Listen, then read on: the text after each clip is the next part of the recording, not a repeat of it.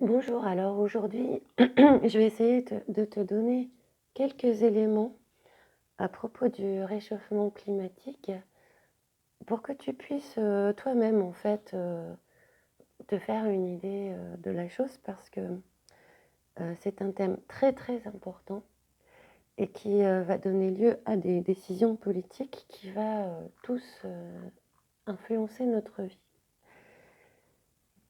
Je vais te donner quelques liens que tu pourras consulter toi-même, qui font état de cette controverse. Et puis on va essayer d'être impartial, en tout cas se faire une première impression. Donc là, je prends l'article Wikipédia qui s'appelle donc Controverse sur le réchauffement climatique, où on va avoir une première idée générale. Alors,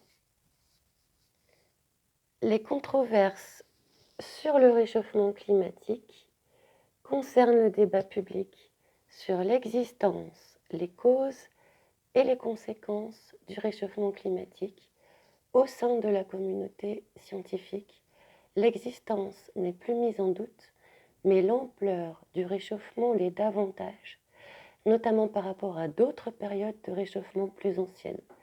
Donc là, on a déjà plusieurs informations qui sont a priori pas soumises à polémique. Donc, il existe des controverses sur le réchauffement climatique. De quel ordre sont ces controverses? Il s'agit de discuter de l'existence, est-ce que ça se réchauffe vraiment? Des causes, qu'est-ce qui a causé le réchauffement et des conséquences sur la biodiversité, sur l'humain, sur la planète, etc. Donc on a déjà 3 sujets de débat autour du réchauffement climatique. Ensuite, on nous dit que au sein de la communauté scientifique, l'existence n'est plus mise en doute, c'est-à-dire qu'il n'y a plus personne, a priori, qui conteste ce réchauffement, mais c'est l'ampleur du réchauffement qui va être notamment mise en doute par rapport à des périodes de réchauffement plus anciennes. Donc on apprend ici qu'il y a eu des périodes de réchauffement dans l'histoire qui ont été supérieures à celles qu'on connaît aujourd'hui, et et pas dans une société industrielle, dans une société pré-industrielle. Donc on apprend déjà ça, qu'il y a déjà eu des réchauffements précédents, qu'il y a déjà eu des précédents et d'une ampleur plus importante.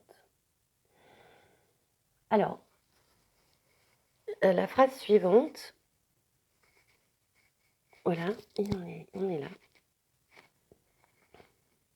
En 2007, le GIEC estimait la probabilité que le réchauffement soit dû aux activités humaines supérieure à 90%.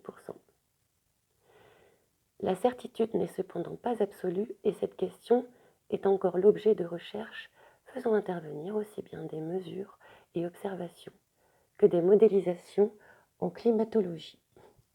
Alors, qu'est-ce qu'on apprend ici? On apprend qu'il y a une instance qui semble importante, qui semble faire autorité, qui s'appelle le GIEC, le G-I-E-C. Donc on va revenir sur ce qu'est le GIEC après avoir analysé le reste de la phrase. Donc le GIEC estime une probabilité, donc ici il s'agit d'un calcul mathématique, que le réchauffement soit anthropique, c'est-à-dire dû aux activités humaines. Donc on est dans une probabilité, dans une possibilité, on fait un calcul de probabilité qu'on estime supérieur à 90%. On ne sait pas, à partir de quel chiffre, à partir de quelles données, en fait, on peut calculer un tel chiffre. On voit encore que la certitude n'est pas absolue, c'est dit. La certitude n'est cependant pas absolue. Donc on a une simple hypothèse, on va dire. Mais quand même avec un chiffre qui frappe l'esprit, parce que 90%, on se dit, oulala, c'est élevé. Donc sur cette question de la probabilité du pourcentage, on y reviendra plus tard, mais on va tout de suite regarder ce qu'est le GIEC. Alors, groupe d'experts intergouvernemental sur l'évolution du climat. Le groupe d'experts intergouvernemental sur l'évolution du climat est un organisme intergouvernemental ouvert à tous les pays membres de l'ONU. Ce groupe, créé en 1988 suite à une initiative politique de nature internationale, dépend de l'Organisation météorologique mondiale et du Programme des Nations Unies pour l'environnement. Il a pour mission d'évaluer sans parti pris et de façon méthodique, claire et objective les informations d'ordre scientifique, technique et socio-économique qui nous sont nécessaires pour mieux comprendre les risques liés au réchauffement climatique d'origine humaine, cerner plus précisément les conséquences possibles de ce changement et envisager d'éventuelles stratégies d'adaptation et d'atténuation.